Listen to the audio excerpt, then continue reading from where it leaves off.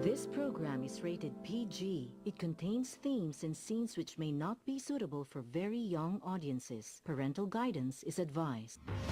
Be advised that the views and opinions of the hosts and guests do not reflect those of the station.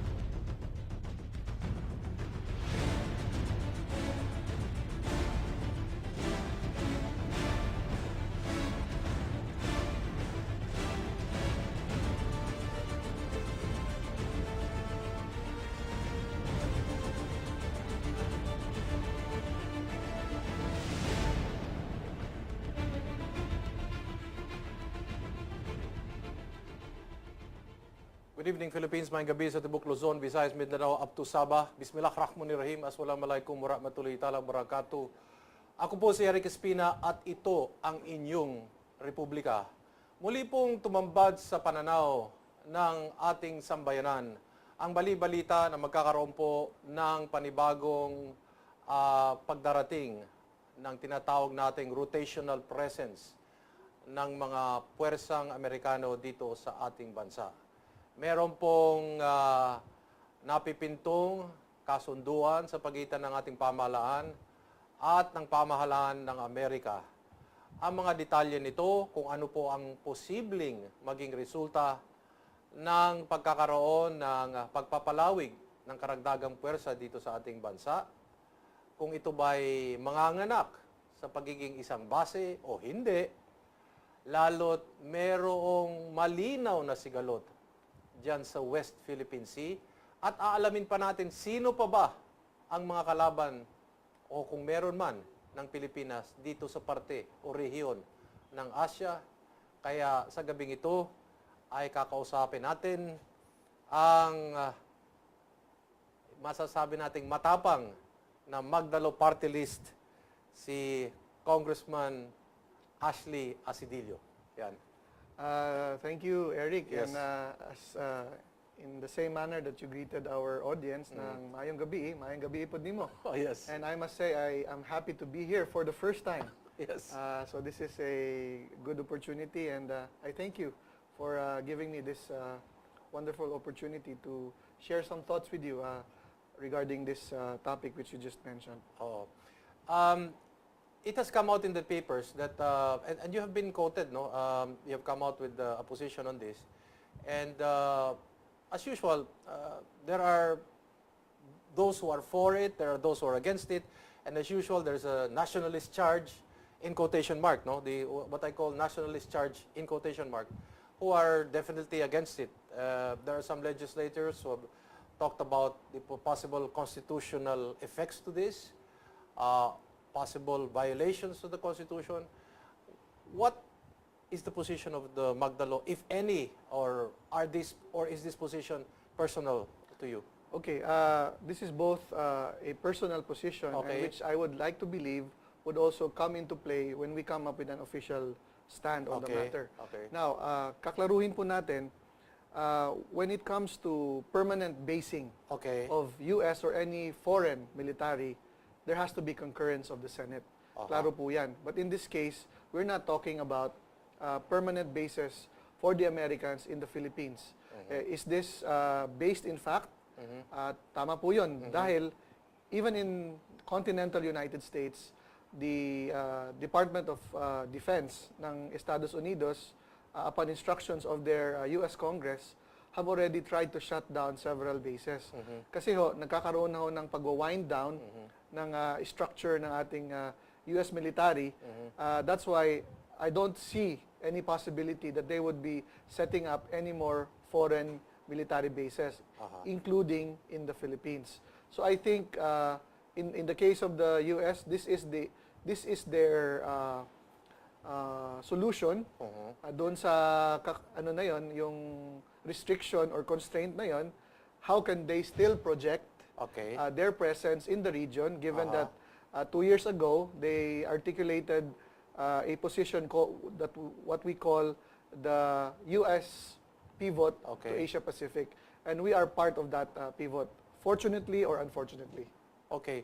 In your case, would it be fortunately for us? Yes. Okay. Because in the first place, ano ba ang tinitingnan nating dalawang bansa na pinaka-importante dito sa usapin ng West Philippine Sea? Okay. You're talking about yung katunggali natin na China.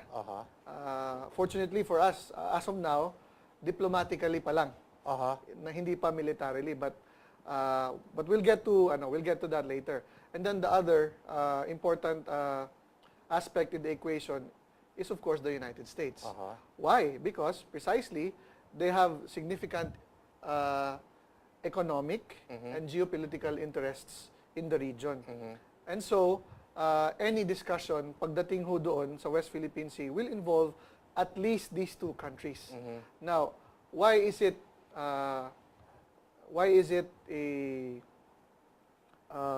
an instinct on our part to be more on the side of the Philippines as far as we are concerned, no?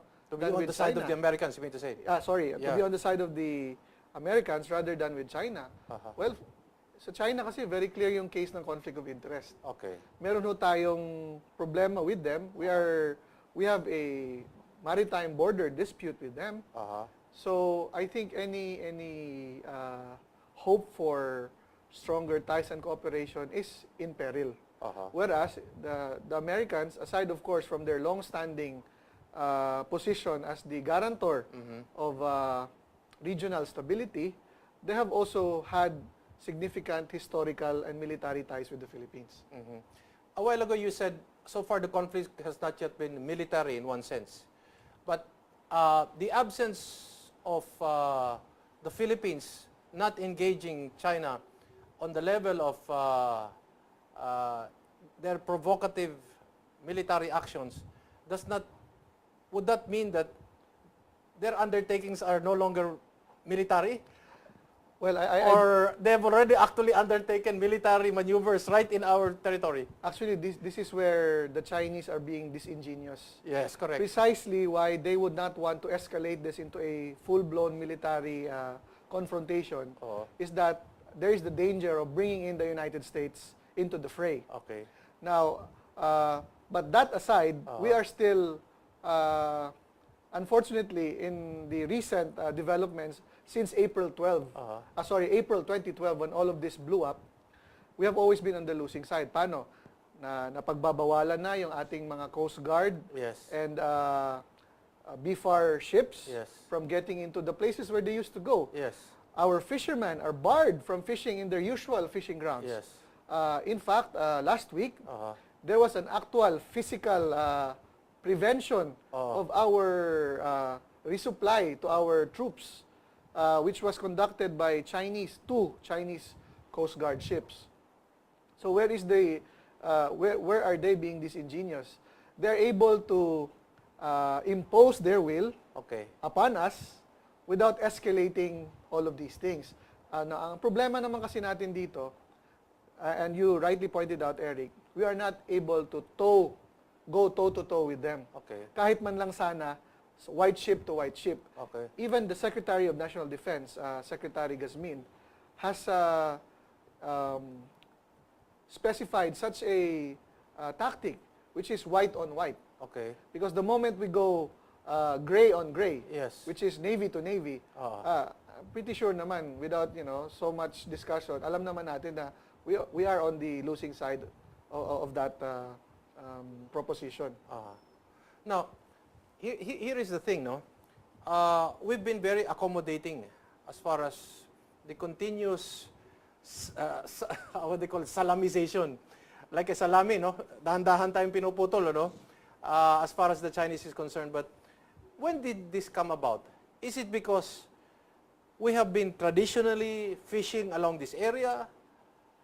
And then all of a sudden, the Chinese says, we own this area.